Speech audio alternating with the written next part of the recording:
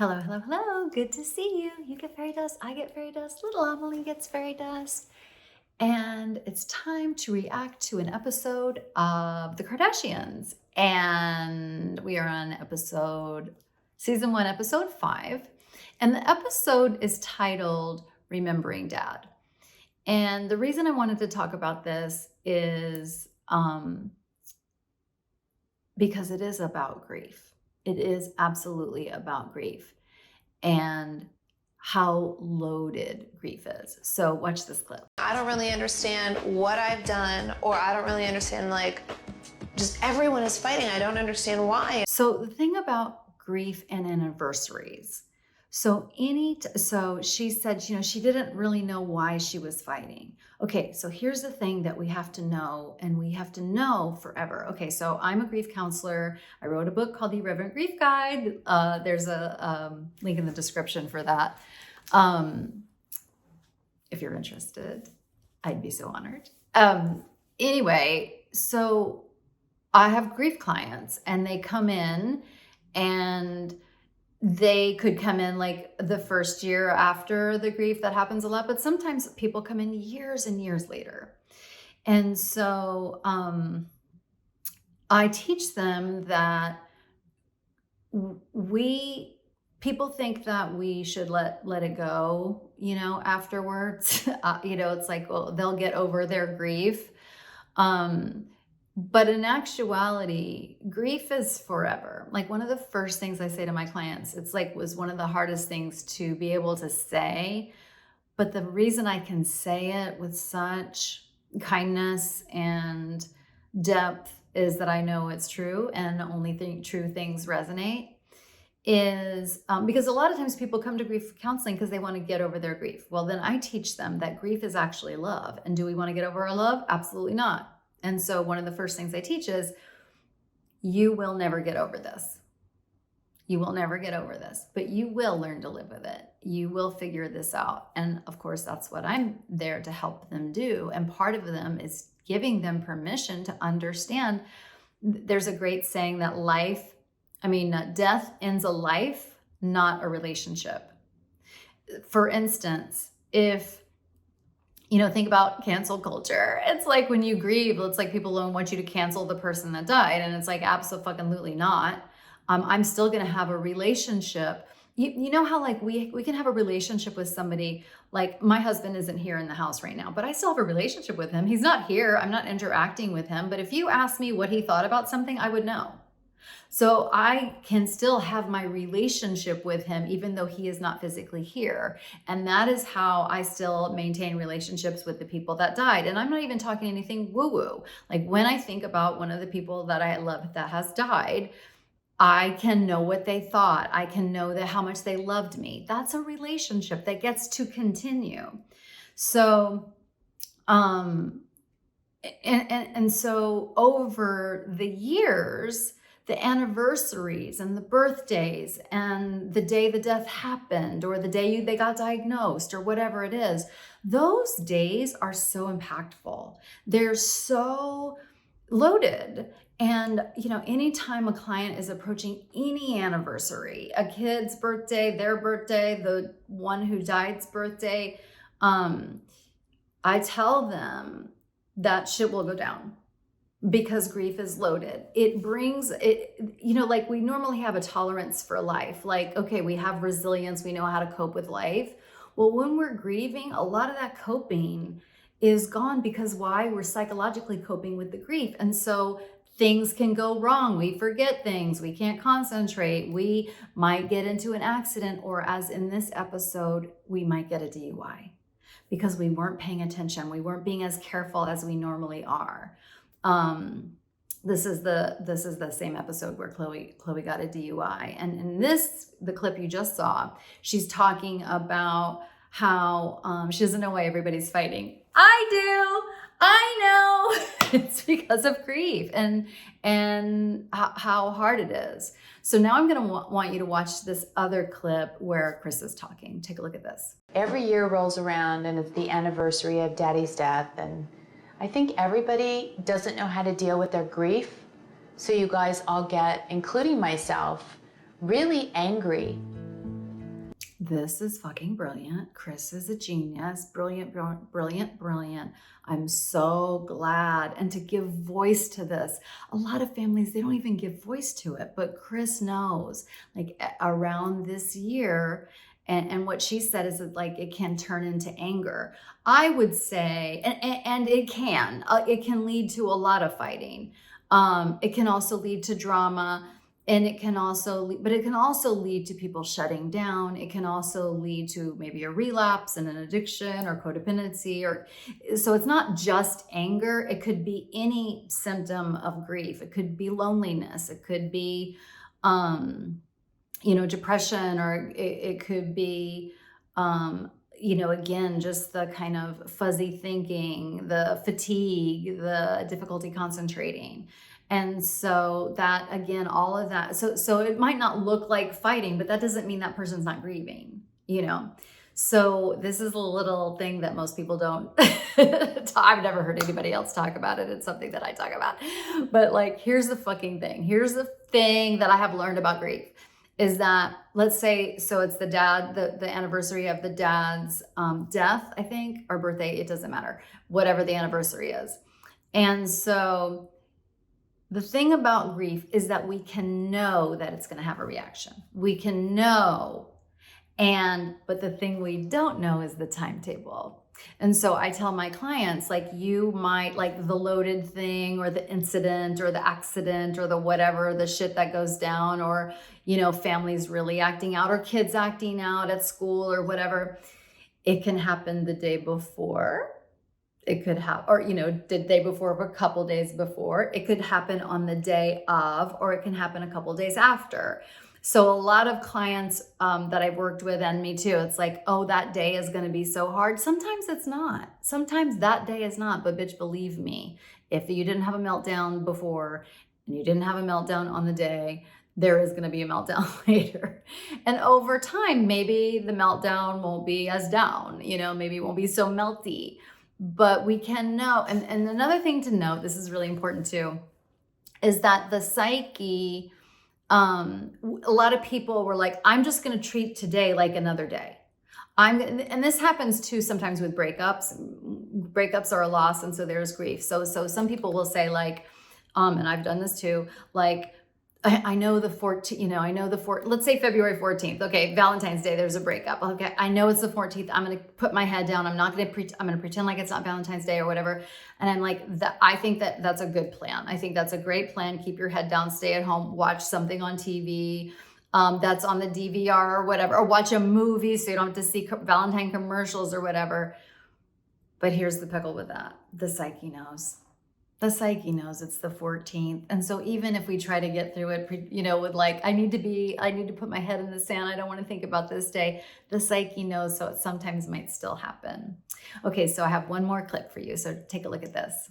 I think there's a lot of unspoken grief, and the only way we know how to deal with it is sometimes turn that into anger. And we lash out at the people we love the most because we're the only ones who understand. Okay, bitch, Chris did it again. When I saw this, I was so impressed. I was so fucking impressed. So Chris uses the term unspoken grief. And that is so powerful because, again, just the mother speaking the grief, and the mother just speaking this concept is so transformational. It's so huge to make room for your kids, even if they're adult kids, and their grief, to make space in the family. Because when you say something like that, I mean, just to bring up all of this to begin with is just bow down, winner, like just great. But then she says this piece about unspoken grief. And I am a real big fan of the grief counselor. Why did I just blank on his name? Alan Wolfett. And I love him. Like, his work on grief is incredible and so loving and so down to earth. And I just think he's amazing. And I believe he is the person who coined the term carried grief. Carried grief. So grief is grief is just another expression of love. And one of our tasks, in mourning is to, accept it and to process all the pain and make all the adjustments and then come to some kind of meaning making. So those are the 4 tasks of William Morden. But anyway, and sometimes those tasks don't get met. So like if one of the tasks is to process the pain of grief, and we don't do that, we carry it. It has to go somewhere. That pain has to go somewhere. And so we carry it. Now, I'm not suggesting any of them have carried grief. It could be that they do. I don't know. But I do know that I've seen them lots and lots of times, and it's going to happen a lot more as the seasons progress, where they do talk about him. And that is processing grief. That's part of how you do it. But sometimes, we'll find if the bottom fully drops out, wonder if it's, some carried grief. And again, I don't know. But the cure is always the same, whether it's grief or carried grief, it doesn't really matter. But it is, it is grief. And so it still needs to be expressed and mourned. And like another example of somebody not expressing their grief or not, being a person who has carried grief is a person who has an addiction. So the grief happens and they just use and use and use, you know what I mean? Sometimes when people get sober years after a death, they'll grieve that death because the pain was carried. It has to go somewhere. And so that's why I encourage grief. Like I love that expression of grief. It's a very sacred thing. And for me, I wear my grief like a fucking crown. I wear a grief crown. I don't have my charm bracelet on, but I carry a crown on my wrist to acknowledge a loss. If I'm not ashamed of the relationship, I'm not going to be ashamed of my grief for it. And so like, if I feel like a piece, if I feel shitty and I just, like I'm out for the count, I'm proud of that. Good. That's what I'm grieving. Of course I am. Because guess what? That means my relationship with this person was fucking incredible. And I'm not going to apologize for being a fucking mess this year, next year, 10 years down the road. Because again, my relationship with the people that have already died that I loved, I get to keep them forever. I get to have that relationship forever. I get to continue to feel that love that we had forever. And sometimes it hurts. So I wanted to read you, it's just an opportunity. Again, I'm not saying any of them have carried grief. I have no idea. And we don't, it's kind of like we don't say like, you have carried grief. Like we, and I'm saying carried. So you carry the grief forward because it's not processed. So it's not really a helpful thing, but it might be helpful just to have in your own mind for your own grief the next time it comes. So I just wanted to read you some of the consequences or some of the symptoms of carried grief. And so if years after the grief, you're still having some of these symptoms, you might think like, oh shit, I think some of this might be carried grief. And so how do I process it? And you can process it with a therapist. You can process it, on your own. Grief is a normal, natural process that humans are equipped to deal with, just like childbirth. But we go to a hospital now to have babies and stuff, but we were having babies before hospitals. And so grief is also one of those things. But we do, just like we can go to the hospital to have our child, and that is a good decision. We can also get external support. But if that's not comfortable for you, you can grieve in your own way. And oh my goodness, there's so much online. There's so much support online. You get to be discerning, but you can, get the support you need. But here are some of the symptoms. So difficulties with trust and intimacy.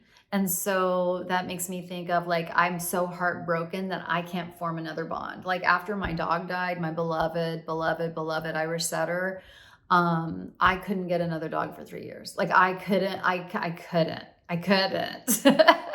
I couldn't. I mean, that death hit me fucking hard.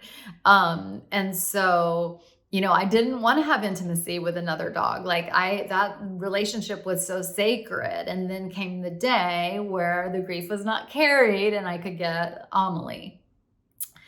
Another symptom of carried grief is depression, or just a negative outlook on life. Like, well, that person died and now life is going to suck forever and there's never going to be a bright spot. And, so that might be some carried grief.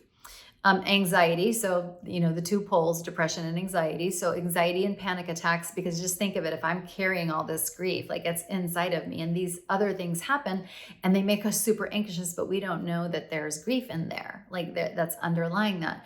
And of course we'd have panic attacks and anxiety because bitch, somebody fucking died. Like that's terrifying. Like that is on a human being psyche. Like that is the worst. Like, and we have to deal with our own mortality and all that stuff. So it can cause a lot of anxiety, especially if the death was sudden, especially if it was a sudden death. It just shakes you in a way that you can't, that it will take a long time to process.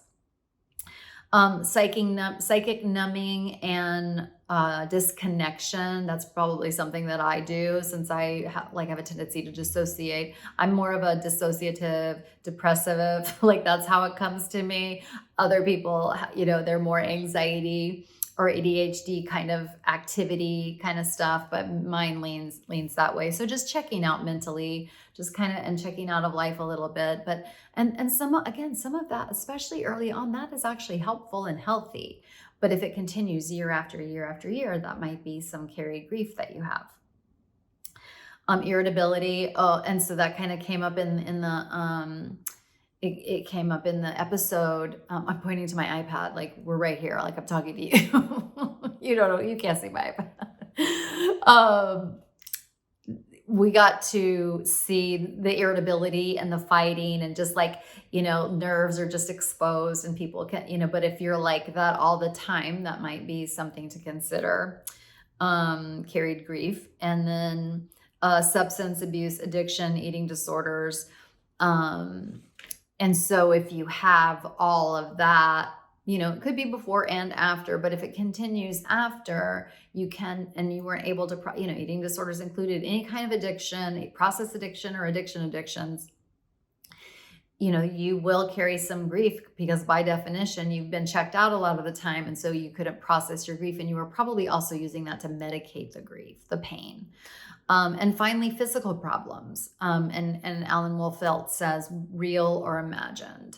I like this book. I actually took, I went to this workshop that he did. It's called The PTSD Solution, The Truth About Your Symptoms and How to Heal. And he's making an argument that all grief is trauma, which I agree with. Actually, I may be paraphrasing him.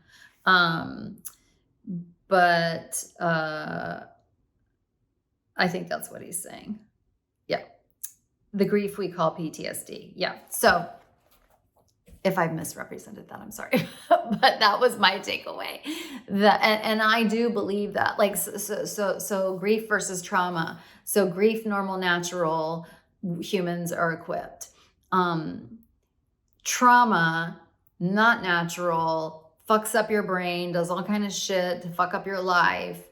And then, so if somebody dies a normal, natural death, like of old age or something, and it's expected, still hard, still a nightmare, still shit show, like still awful, but we can grasp it. If it's a sudden death or it's a violent death or some sort of traumatic death, now we have grief and trauma. And I think he's making the argument, and I agree, that grief is traumatic. I know for me, when I grieve, it triggers my trauma because of those feelings, and they're so uncomfortable. It would trigger my eating disorder, so anyway, so I hope you found that helpful. Again, if you thought this information was interesting, you might like my book. And so it has 5 stars on Amazon. And it was an Amazon #1 bestseller when it came out last year. So anyway, well, I hope that was helpful. Love